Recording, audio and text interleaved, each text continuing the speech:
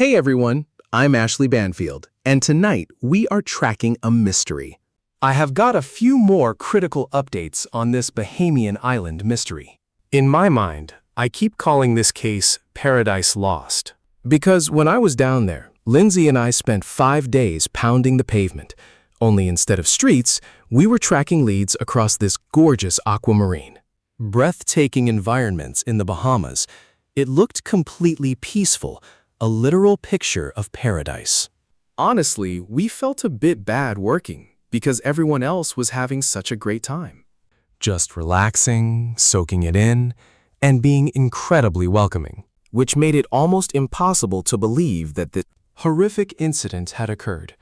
I say incident because, legally, we cannot call it murder yet. Now, Brian Hooker swears up and down that his wife simply tumbled off the back of their dinghy. Just a tragic freak accident. He claims the ocean waves were incredibly rough. Talking about 2 to 4 foot seas and howling winds, we already know that is false. But tonight, we have uncovered something brand new. And this discovery is massive. It is right up there with the Brian Kohberger case. Think about it. Leaving DNA on the knife sheath level of big, or driving your own car to a crime scene. Right? We all understand in this modern era that your digital footprint is eventually going to trip you up. And I strongly believe that is exactly what will happen in this investigation. Let me be clear. I do not buy Brian Hooker's alibi. Frankly, I have not met a single soul who does. The more sources I interview, and remember, I am still making calls every single day, talking to more than 12 people down in the Bahamas. And every last one of them insists this man is lying. Absolutely nothing makes sense. His narrative falls apart. The weather details do not match. None of it makes sense. And tonight, I am going to expose exactly why his story about the watches falls completely flat. We will look closely at Lynette's watch, because that is a massive piece of evidence. And Brian's watch provides another major red flag. I also have several other pieces to share. Do you remember that paddle Brian claims disappeared? He insists on calling them oars, and says he had 2 of them. They feature securing pins, much like traditional oars would have. But there are no corresponding sockets on his small boat, so they likely just used them as hand paddles. Yet he made sure to tell everyone he encountered that he lost one. On that horrific night when Lynette allegedly went over the side of the vessel, claiming he got separated by the wind and current as she drifted further away in those 2 to 4 foot waves. He says he lost sight of her as darkness fell. It was right around 8 o'clock in the evening, and wouldn't you know it, she had the boat keys in her dry bag. Supposedly, she grabbed that specific bag as she fell, along with the lanyard containing the electronic ignition key. It sounds incredibly convenient. Yes, none of this makes sense. But here is the truly fascinating part. He claims he lost his paddle. Well, we might finally know exactly where that missing paddle drifted ashore. Before this discovery, investigators were constantly asking, where could that paddle be? Now, the Abaco Islands are relatively small. On a map, it looks spacious, but the water behaves like a massive swimming pool where you can see straight to the bottom. The water is incredibly shallow, around 6, 8, or 9 feet, reaching perhaps 15 feet deep at high tide. But you can see everything. And anything lost eventually washes up ashore, right? Yet that missing paddle remained lost until today, right where it drifted. I will lay out all those details for you in just a moment. I also want to address a critical detail so many of you have been questioning. Specifically, that swim float Jim insists he spotted out there in the water. They apparently used it as a makeshift seat right on the side of the dinghy, along the outer gunwale. But Jim claims he threw it toward her, never knowing if she actually grabbed hold of it. Instead, it drifted off, washing ashore in the exact same spot where Brian eventually landed. Many of you have been asking about this. There is some confusion regarding where that float washed up compared to the boat itself. I have gathered all the maps, navigation charts, and coordinate data right here. This comes straight from the search team. You will even meet the actual rescuer who found it. He recorded himself navigating to the scene and recovering it, which we will show you shortly. But there is another crucial twist. As you know from our recent updates, we have secured some highly revealing exclusive photographs. But one specific photo stands out above the rest. It shows Lynette snapping a final selfie by the pool, taken barely an hour and a half before she vanished forever without a single trace. Or at least disappeared until today. And that image, well, it contains several critical clues that we are going to dissect. But I definitely should have emphasized one massive detail in yesterday's report. In this photo, Lynette is wearing a vibrant blue headscarf. She looks relaxed, soaking up the wind and sun on the Atlantic side. Crucially, the photo captures exactly how rough the ocean was on that side of Elbow Cay, but directly on the opposite side of the island. That rough sea is the eastern shore. Over on the western coast, it was calm and peaceful. That is why sailors anchor there. It is a safe haven from the elements. The protected lee side of the island experienced virtually no wind. And that directly contradicts Brian's version of events. Because every single witness we interviewed and all the hard evidence we found, plus a crucial piece of footage we will reveal later, proves there were no 2 to 4 foot swells, and the windstorm Brian claims occurred simply did not exist. No, it absolutely was not. So here is Lynette snapping this photo, wearing that distinctive blue headscarf. She also has a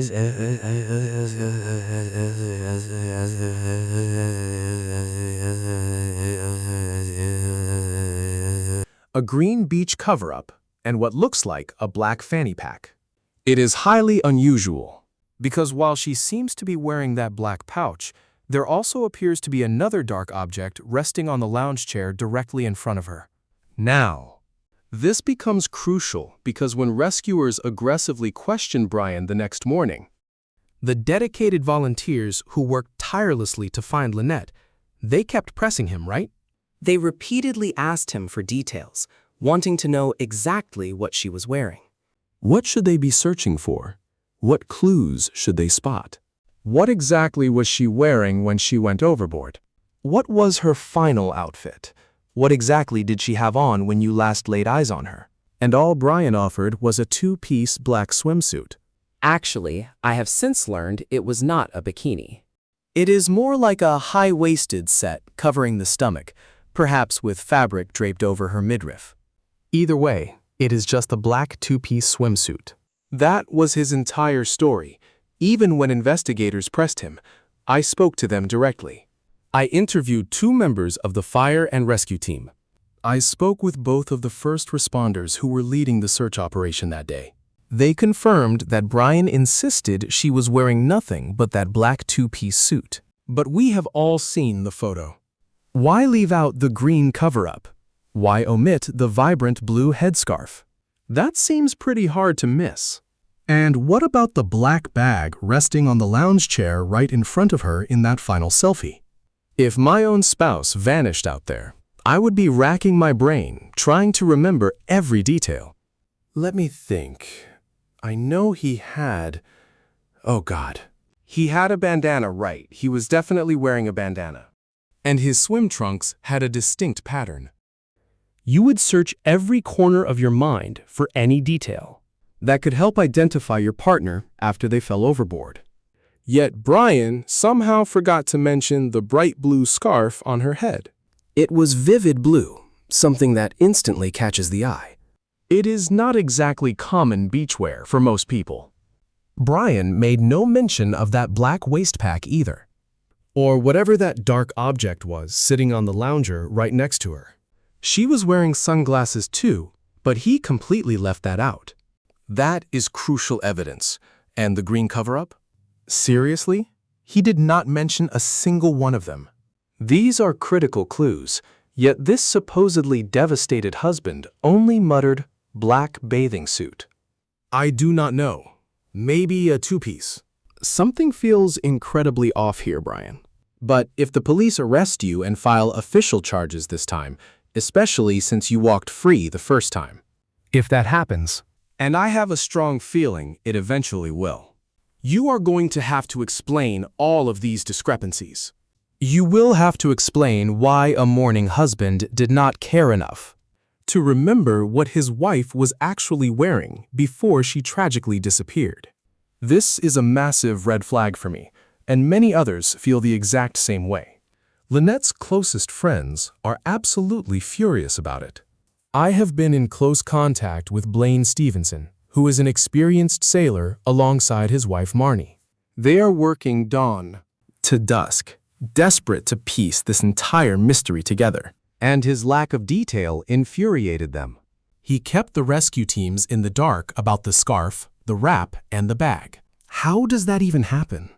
Their anger is completely justified. I did not even know Lynette, and I am furious. Now, let us focus on her Apple Watch. At the very beginning, We established that Bahamian investigators recovered Lynette's Apple Watch. initial reports suggested the device had been discovered abandoned on a beach. That turned out to be false. In reality, they found it aboard Soulmate, the 46-foot sailboat the couple called home for 4 years. The police recovered it directly from the vessel. A small pink Apple Watch.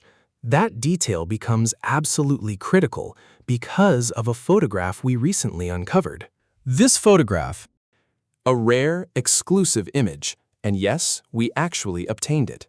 The picture clearly captures what looks exactly like a soft pink Apple Watch and band, worn right there on Lynette's wrist. Examine the frame. That is certainly no tan line. It looks identical to the Apple Watch positioned right on her wrist. No one has a tan line so distinct and defined that it would show up this clearly in a snapshot. That is clearly the watch. Now, let us piece this together. Suppose you are at the Abaco Inn on Elbow Cay until at least 7 o'clock. Since the final photo captures Brian heading down to the dock entirely on his own. So we can place them there at 7 p.m. If you board the dinghy and head back toward your main vessel, which is anchored a mere 12-minute ride away, Just around the bend. To the left, heading south along Elbow Cay near Tahiti Beach. A beautiful spot. How does the watch worn on your wrist that late afternoon suddenly end up back on the sailboat? Because you never actually reached that vessel. Lynette never returned to the boat. Brian himself admits this much. He claims she fell off the stern. The water was rough on that journey. Remember what George Costanza said? The waves were 2 to 4 feet high. She fell overboard. They never made it back. She had the keys, leaving him to drift for 9 hours. Drifting for 9 hours across the Sea of Abaco before washing ashore at Marsh Harbor. So, let us be clear. Neither of you returned to that boat. Then, how did her pink Apple Watch end up back on board, Brian? You have some explaining to do. if she wore that device when she slipped into the water, It should still remain on her wrist, wherever she ended up. It never should have been left on Soulmate for investigators to recover. Beyond that, we understand how modern digital devices operate, do we not? We know how the old song goes. one bone connects to the other, just as an Apple Watch syncs with an iPhone. Yes. And we know Lynette's watch remained actively paired to her device because her daughter, Carly Ellsworth, recalls using the track feature constantly, monitoring its location at all hours. Just like any of us would. According to her daughter, Lynette did that constantly. That means her Apple Watch remained paired to her iPhone. Now, if that Apple Watch actually made it back onto Soulmate, Then it likely pinged the internet. that is the exact kind of data you can uncover. It is what forensic analysts call digital exhaust. And if her smartphone also made the trip, back aboard Soulmate, it would have connected to the web too. They had Starlink. Their satellite dish was mounted high up on the mast. I am told that kind of elevation means you actually connect from much farther away. If the receiver is low, you have to get right up next to the vessel to link. But mounted up high, you will catch a signal from deep water. That is the theory, though I cannot personally verify it. I haven't tested it myself, but local sailors say they would have triggered that connection early.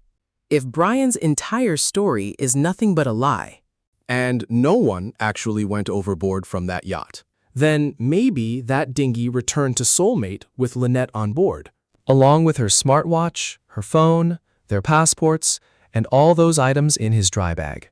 What if they did make it back aboard? What if something happened right on deck? Maybe. Because think about it. According to the narrative Brian is spinning, they never made it back to the yacht, meaning those devices should never have been near Soulmate. But if those electronics did reach the boat, he is finished. If Lynette's phone connected to Soulmate, the game is up. If Brian's own gear pinged that satellite, the game is up. A single email check, a simple handshake with their own Starlink network. That's all it takes. Total game over. Remember, no one was supposed to be within 1,000 feet of Soulmate when things went wrong. Supposedly, he was left adrift, 1,000 yards from the yacht, floating further and further off to the west, until he washed ashore at Marsh Harbor 9 hours later, in waters that were completely calm. We have heard conflicting stories about the weather, but new reports keep pointing to the same thing. Those winds were actually incredibly light. There were no 2 to 4 foot waves, and the wind certainly wasn't howling. Sure, as you neared Marsh Harbor itself, the breeze might have gained strength and made the water a bit rougher. Yet this crisis unfolded in the calm waters of Elbow Cay, where conditions were dead calm. plain and simple, too many pieces just don't fit. And I really hope that smartwatch Lynette cherished so much will finally tell the real story. Because there is a telling detail about her watch. Apparently, she wore it constantly, to the point where the battery was failing, just like mine did. I ended up replacing mine. The battery just wouldn't hold a charge. My battery would practically die before bedtime, and Lynette was facing the exact same issue. Her soft pink Apple Watch was getting far too weak. She could not even wear it overnight to track her sleep, like most modern smartwatches can do. She could not do that because her battery simply wouldn't last. It simply would not hold a charge for that long. This detail comes directly from her daughter, Who had actually been visiting them on the boat just about 6 weeks earlier. So Lynette definitely needed a replacement watch. and Brian claimed to Carly, Lynette's daughter, that he purchased a new one for her. But this was not another Apple Watch. He bought her a different kind of tracker, much like his, which apparently runs marine navigation software, like Navionics. It was a specialized marine watch, but it simply did not fit. Since it did not fit, they planned to gift the expensive watch to Carly while she was visiting. Carly was thrilled and planned to take it, since her mother and Brian told her it did not fit. It was completely brand new. Brian bought it for me, so you can have it, sweetheart. But she ultimately forgot it on the boat. She forgot it right on the charger inside the boat. So, where is that green watch that Brian supposedly bought for Lynette now? What exactly happened to that device? Did the Royal Bahamian authorities recover it? It easily could have been tucked in a drawer somewhere on board. Did they actually secure it? Did investigators collect that crucial piece of digital evidence? That device could hold vital clues. Since I mentioned it was similar to Brian's watch, let us look closer at his device, because we have flagged a few highly suspicious details and have been actively tracking them. I held off on sharing this part of the story until now, waiting for concrete answers. While I do not have every single detail yet, I can share exactly where things stand. In almost all of his social media photos, Brian is wearing a very distinctive light-colored watch. It is a massive, chunky, pale-colored piece of hardware. According to Lynette's daughter Carly, that specific watch was an incredibly advanced piece of tech. And based on what other sources claim, He was easily able to run Navionics marine navigation software directly on that device. These days, modern smartwatches offer an incredible range of features specifically designed for offshore mariners. For example, my ex-husband uses an emergency beacon when sailing alone out on the Long Island Sound. If anything ever goes wrong, He can trigger a distress signal directly from his wrist, prompting immediate search and rescue. The device transmits a signal, pinning your precise coordinates so rescue teams know exactly where to find you. So, seasoned boaters who spend a significant amount of time on the open water We'll invest in these specialized safety watches, similar to my ex-husband's beacon or the heavy-duty device Brian wore. I have not uncovered every detail about his watch just yet. But if you have information, Please drop a comment or email us because your tips have been absolutely incredible. I have already received multiple emails from locals in the Bahamas with access to security cameras and eyewitness accounts. and they have shared photos. And I am deeply grateful to those of you who did that. And I urge you to keep sending over any potential clues. Photos, details about the watch Brian always seems to wear. If you recognize the image on your screen, email us at dropdeadseriousinfo@gmail.com. Once more, that email is dropdeadseriousinfo@gmail.com. It makes a massive difference, so send any tips to dropdeadseriousinfo@gmail.com. Check your photos from Abaco that evening, specifically from 6 p.m. right through to 8 p.m. Look closely to see if Lynette and Brian are in the background. Pinning down the timestamps and their exact movements is absolutely critical, because we are getting some highly unusual leads right now. I have got more episodes coming on that. And hey, if you feel uneasy sending things directly to me, I completely understand. There is another secure channel you can use, CGIS Tips. That is the official, fully anonymous tip app run by the Coast Guard. Search your App Store for CGIS Tips and it should pop up immediately. It is labeled as Coast Guard Anonymous Tips, so you can upload files there. Alternatively, you can visit the website p3tips.com. We also have a convenient QR code displayed right on the screen. So check for photos, footage, or any details about that watch on Brian's wrist. It shows up constantly in his old videos. And Carly, along with several others, confirmed he never took that watch off. He wore it constantly, almost like it was glued to his wrist. And that makes sense, because in a strange photo taken after his arrest, The watch is gone. Revealing a stark, heavy tan line right where it used to sit. and I had to wonder, this is after his release, so where is the watch, man? You literally never took that thing off. For a brief moment, I was actually brainstorming with an expert, trying to determine if he slipped the watch off while handcuffed in the police boat right before his so-called accidental fall overboard. You remember that bizarre incident? They arrested him aboard Soulmate, transferred him onto a police vessel, and headed for Freeport on Grand Bahama Island, where the local detention center and the courthouse are located. Somehow, he went overboard, and the officers had to fish him out. I mean, Bahamian police? Seriously? How on earth did you let that happen? You have a handcuffed suspect in a boat, wearing a life jacket, and no one is keeping a close eye on him to make sure he stays put. But it happened. Overboard he went. According to his attorney, forcing them to pull him back in. Resulting in minor superficial leg injuries that required a quick trip for medical treatment. But I wondered, while he was in that water, was he thinking, I cannot keep my navionics? I cannot let investigators get their hands on this data and track my exact routes. But I had to dismiss that theory.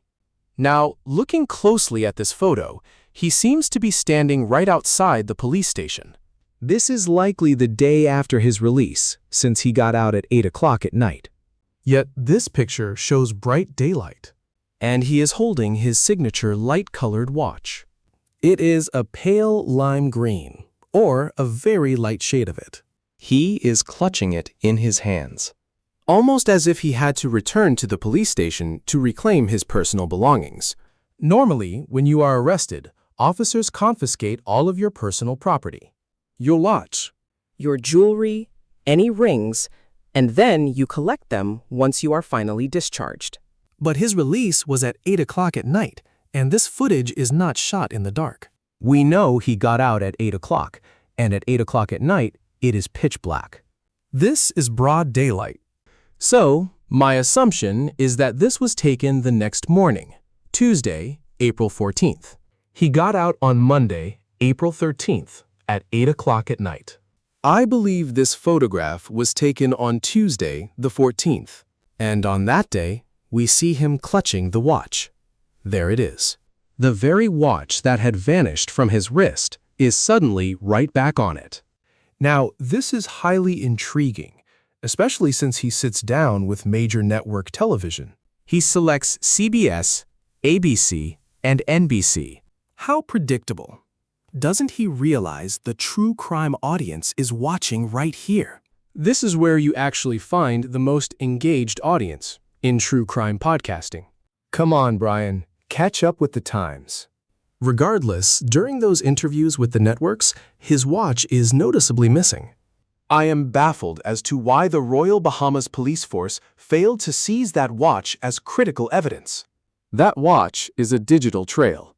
It tracks everything, and it could have provided key evidence for the entire investigation. But they did not. The Royal Bahamas Police simply let it go, and you can see him clutching it as he walks free. And when I say he left, believe me, he did not waste any time. He secured an emergency passport, and by the very next day, photos surfaced of him fleeing the country. Sprinting away, he decided the Bahamas was no longer for him, despite previously insisting. I am never leaving the Bahamas without my wife, Lynette. I will never stop looking for her. I am going to rent a boat to search for her. Except, he did not. You did not rent that boat. You certainly did not call the number handed to you by the search and rescue team after you desperately asked them who to contact. They gave you that contact info, but you never called. We verified it. So that is Brian Hooker. I am genuinely trying to offer him the benefit of the doubt, as his defense team requested, but it gets harder by the day because his claims simply do not align with the verified facts. They contradict the ocean tides. They contradict the wind patterns. They contradict the timeline. They contradict almost everything.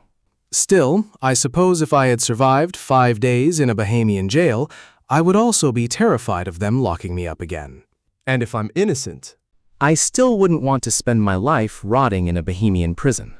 So I get why someone might board a flight and flee the country while they still have the chance. But if my husband were still at sea, I wouldn't. I mean, I say that, but there is no way I could just abandon him. I wouldn't run. Here is what I know. I would have rented any boat I could lay my hands on. I would have been searching. I would have begged the rescue teams, please, let me come with you. Tell them to pick me up daily, but he didn't do that. People are talking a lot about that dinghy and his credit card, all those details. Yet, he barely asks about the search. He never asks the rescue teams where the command center is. How many boats are sweeping the area? What is happening? What are you doing to find my missing wife? He just doesn't ask. See why it is tough to give him any benefit of the doubt. Sorry, counselor, but it is just incredibly hard. I mean, think about it. He didn't even tell the rescue teams what clothes she was wearing. So yeah, giving him any slack here is a real struggle. It is a mountain at this point. Now, let us look closer at that missing paddle. Because Brian claims he lost an oar that he was using to paddle, right? It features a locking pin. But I never noticed any locks for those pins on the dinghy, so they likely just used them as hand paddles. But he claims he lost one, and investigators have been dying to know where it actually drifted. Because in the Sea of Abaco, a piece of wood has to wash up somewhere. It is like a massive, enclosed lake, and absolutely nobody has been able to find that dry bag or the missing oar. Let us just call it a paddle. Now, we have uncovered a fascinating detail, especially regarding how the wind was blowing that night. A local resident discovered a paddle washed ashore right after Brian Hooker showed up at Marsh Harbor. But it did not drift to Marsh Harbor. In fact, it was nowhere near Marsh Harbor. It actually washed up on Lubber's quarters. Follow me closely here, because it is vital to understand that if you are on the western coast of Elbow Cay, where Brian claims, All hell broke loose, and you begin drifting. The wind, tides, and currents dictate where you go. at the time, the wind was blowing hard southwest. I have reviewed the footage. I have analyzed the exact video footage from those hours, between 7 and 8 p.m., then 9 and 10 p.m., and I saw the wind.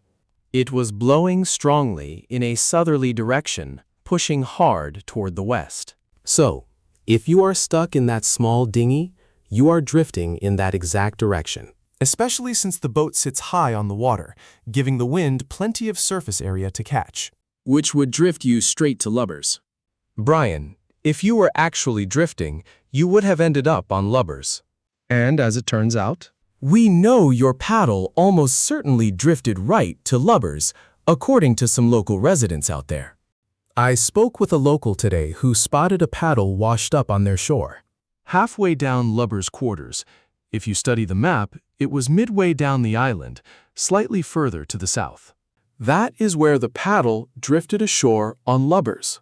Why did your paddle drift south to Lubbers while you ended up far to the north, bypassing the island entirely and drifting all the way to Marsh Harbor, 4 miles away? How did you miss Lubbers? Apparently, your paddle did not. Let me tell you this. Those neighbors recovered the paddle and immediately handed it over to the police. Sources say they were shown a photograph of the matching paddle from the vessel's soulmate, and they confirmed the resemblance. I still have no direct confirmation that it is the same paddle. No one has verified for me that this is, in fact, Brian's missing paddle. But it is highly suspicious that a paddle washed ashore, only for these neighbors to find it and surrender it to police, right? But looking at the wind, considering where that paddle washed up, Brian, if it belongs to you, how did you drift so far north? How did you drift so far north while your paddle ended up so far south? It drifted right to the middle of the island, even slightly further south than the center of Lubbers Island, washing ashore right where those neighbors eventually spotted it. Highly suspicious, right? Now, let us examine other floating items and drift patterns. Many of you have questioned the green flotation device mentioned in the reports. It is more like a simple kickboard. It was never actually certified as a proper life-saving flotation device. But it was soft enough to sit on, which is exactly how Brian and Lynette utilized it. They would sit on the gunnels of their dinghy while they were moving. He claims he grabbed that green board and tossed it toward her, adding that he is unsure if she ever reached it. Yet, 2 life vests remained sitting in the bottom of the dinghy when search and rescue discovered the vessel capsized, stranded on the rocky shore after his long night adrift. Look, I know the wind was not howling, because I have checked it. And I have analyzed the ocean currents. Experienced local boaters who navigate those exact waters have told me directly, there is absolutely no way the wind was too brutal to throw a life vest. You would not find massive waves just 150 meters offshore, shielded by Elbow Cay. The wind was not screaming at 7 o'clock, 7:30, or even 8 in the evening on Saturday, April 4th. Witness statements confirm this, and recorded video footage proves it. An eyewitness I interviewed today was navigating that very shoreline all the way down to Tahiti Beach in her boat, cruising right past the Abaco Inn, cutting through the White Sound Channel, and traveling up to the Firefly Inn, where their vessel was anchored. She and her husband were out on the water, and she insisted they never would have taken their boat out, had the conditions been as severe as he claims. So why did you fail to throw either of those 2 life jackets? Why did you not secure one vest for yourself and swim to her with the other? You are a United States Marine, right? Do not get me started. Either way, he claims he threw that green personal flotation device overboard. You know, the small foam cushion. Yet somehow, that exact cushion drifted all the way to Marsh Harbor alongside him. It took the exact same path that he did, according to him. He even called the whole thing incredible. Now, many of you have actually raised this exact question in the comments. You wanted to know where that green flotation device actually was, in relation to where he finally washed up on the shoreline. Here are the facts. He drifts onto the eastern shore of Marsh Harbor, exactly 4 miles away from Elbow Cay, crossing the entire Sea of Abaco overnight, lasting 9 long hours. But a drift like that shouldn't take 9 hours, even with a stiff wind or a heavy breeze. Yet the green flotation swim cushion miraculously lands just 100 yards south of him along that very same shoreline. Take a look at this footage from the search and rescue volunteer who spotted it and filmed the recovery. Watch this right here. He explains. I am currently retrieving the blue float that Brian Hooker claims he threw from his boat when his wife vanished. He described a green cushion that looks almost identical to this one. We first spotted this floating on Sunday morning. And today is Tuesday morning. So we returned to check. I am highly confident this matches Brian's description. This map, sketched by the fire and rescue team, really helps clarify the layout of the scene. The letter D represents the dinghy, discovered on the shore of Marsh Harbor, while F marks the exact location of the flotation cushion. Look at how close they are, separated by barely 100 yards. If we pull back the camera, you can clearly see, looking toward the east, the distinct landmass known as Lubber's Quarters comes into view. This is the very island that Brian somehow avoided striking as he drifted all the way across the Sea of Abaco. Zooming out further, we locate the origin point of this entire mysterious event, situated just off the coastline of Elbow Cay, where the trouble began, merely 150 meters out. His story is that Lynette slipped off the stern, chaos erupted, and he began a grueling 9-hour drift all the way to Marsh Harbor. But look at the trajectory here. He bypassed the northern edge of Lubbers, carrying him directly across to Marsh Harbor with that small green cushion keeping pace the entire distance. But if that paddle was his, things do not match. Crucially, Lynette's dry bag remains missing, even though she typically left air trapped inside it. You could frequently spot it sitting in her dinghy, loosely rolled down a couple of times, much like anyone else would secure it, clicking the buckle to seal the contents. That means it likely would have drifted toward the same location as the paddle. That missing bag should be out there somewhere. That dry bag reportedly contained his personal passport. Her passport, a spare key to the dinghy, how incredibly convenient, and several other items. I suspect her phone is gone too. So it still hasn't turned up. Quite strange, though. Very odd that it did not drift along the same path as that green flotation device, or even the paddle. Those went in completely different directions. And so did his dinghy. What is fascinating is I actually spoke with that rescue team representative, the one who recovered that floating cushion. And this is the exact same emergency responder Brian was frantically texting back and forth with right after Lynette went missing. Now, one of the things he told this officer, when he heard that they found it, just 100 yards from where his boat washed ashore, was incredible to think we drifted all that way, only 100 yards apart. Yes, that is unbelievable. Especially since that oar, which might be yours, washed ashore on Lubbers, far south of your location. Now, I actually spoke with Blaine Stevenson about how differently an oar drifts compared to a cushion or a boat.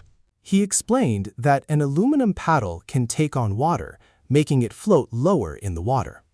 Because it does not sit high, the wind cannot catch it as easily. Instead, it is driven mostly by ocean currents and tides rather than the breeze. So that is a real possibility, and I will give you that point.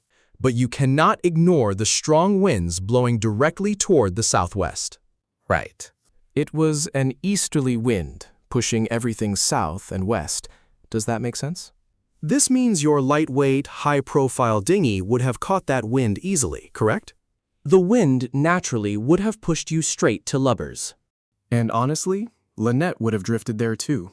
If your story was true, she should have also, More than likely, given the tidal flows and currents, combined with the wind, ended up on that same island. But I must mention this. A local homeowner told me that there is a heavy presence of bull sharks patrolling. As they say, right along the coast of Lubbers. specifically, the eastern shoreline. In fact, he refuses to swim off his own dock because he constantly spots aggressive sharks cruising up and down the beach. So, once again, I do not believe for a second that Lynette entered the water the way her husband claims. As an experienced sailor, I know this entire story sounds like complete nonsense. I simply do not buy it. But we must address what is happening on the coast of Lubbers. Specifically, the massive shark population active right along the eastern shore. This warning comes directly from a resident who is too terrified to even step off his own dock. There is one more detail I want to share, which took some serious digging to uncover. Most of you have likely seen photos of the couple paddleboarding on their public profiles. As they cruised around Marsh Harbor. And naturally, it is easy to assume he got a real feel for the terrain, paddling that close to the shoreline. Mapping out his surroundings in advance. It is a logical theory, honestly. But I have to debunk this because we finally tracked down where Brian and Lynette were actually paddleboarding. And it was nowhere near that eastern shoreline of Marsh Harbor where he eventually washed ashore. In fact, it was miles away from there. The couple had rented a permanent mooring ball right inside the main anchorage of Marsh Harbor. This is a highly protected bay, shielded inside the island itself. It sits tucked away on the northern side. The coastline curves inward, forming a deep, sheltered pocket. You can picture it, a curved harbor where sailboats tie off to floating buoys or drop their own anchors. By securing a mooring ball, they had a heavy, permanent anchor point. A buoy floats on the surface, you secure your line, and the boat is safe. Minimal effort. No need to drop and set a heavy metal hook. Renting that specific spot also gave them direct access to the amenities at the Conch Inn, located right on the waterfront, allowing them to enjoy the pool, the bar, the restaurant, and everything else they offered. So, when they finally left their vessel, We reviewed the footage, zooming in on their sailboat, Soulmate. a hauntingly ironic name, considering what we are investigating here. We mapped out the area, analyzing the exact spot Soulmate sat in Marsh Harbor. They lowered their paddleboards from the deck And spent their time paddling inside the calm harbor. If you study the layout on the map, they headed toward the very top of that horseshoe bend, drifting just off to the western side. Several narrow creeks twist through there, and they were exploring them. Local sources confirmed that the background details in the photos of Brian and Lynette matched those protected inland creeks, proving they never ventured out toward the rough eastern shoreline of Marsh Harbor. So, if you suspected, He was scouting out potential escape routes. Perhaps, by studying the outer coast of Marsh Harbor, that theory simply does not line up with their actual route. It is critical to rule out these false leads because online investigation requires absolute precision.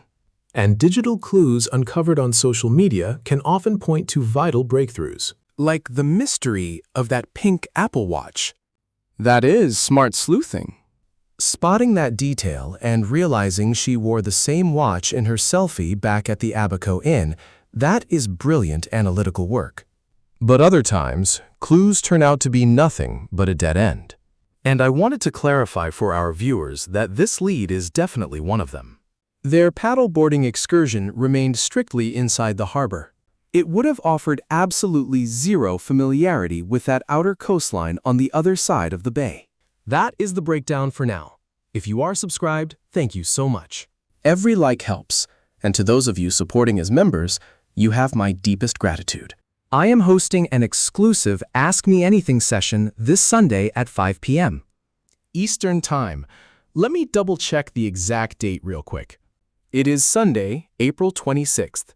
If you are a member, please join me at 5 p.m. Eastern Time. We honestly end up having a blast during these sessions.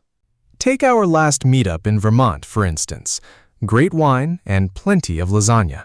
Things got pretty wild, but if you want to be part of it, I would love for you to join. Plus, our Ask Me Anything sessions are great because of that open connection. You can question me on anything, particularly this unfolding investigation. Because believe me, Lindsay and I have been boots on the ground in the Bahamas. We have been relentlessly working the phones. I am not sure if you caught my social media updates yesterday. Last night, I sat down to tally up the sheer volume of messages I processed. From direct emails and texts to WhatsApp messages and calls. And my initial count was completely wrong. Even more messages were waiting when I woke up this morning. Once I counted my sent emails, the total hit 1,060 messages in a single day. That is an overwhelming amount of communication. So, when we tell you that Lindsay and I truly understand every detail of this case, we absolutely mean it. We have been all over it. If you have questions about this investigation into Brian and Lynette Hooker, other cases, or even lasagna, Chris, his style, his recipes, or that elusive figure, what was it? The silver fox. We would love to see you this Sunday at 5 p.m. On tomorrow's episode, we interview witnesses who were at the Abaco Inn on Saturday, April 4th. That was the night Lynette vanished. It was during Brian and Lynette's fateful visit to the resort. They shared a couple of drinks before boarding their boat for that fateful final ride from the dock. I have shown you this in earlier episodes. During our trip to the Bahamas, we brought you right to that dock. We pointed out where they moored and the ladder they climbed down to board the small vessel. But the husband's official story is that around 7:30 p.m., they boarded their boat at the dock, untied the lines, and departed. And barely 6 to 10 minutes later, absolute chaos erupted on the water. They faced sudden 2 to 4 foot waves. Or so he claims. We are verifying this, but eyewitnesses on site saw the couple that evening. And they gave us a highly detailed account of what actually happened. They even took a photograph of their boat at the dock. I am still carefully verifying these details before rushing forward, but you will see all the evidence in tomorrow's update. We are going to reveal those findings and break down what they mean. Thank you so much for your support. Whether you are listening or watching this investigation unfold, your presence means the world to us. And remember, the truth is often far more chilling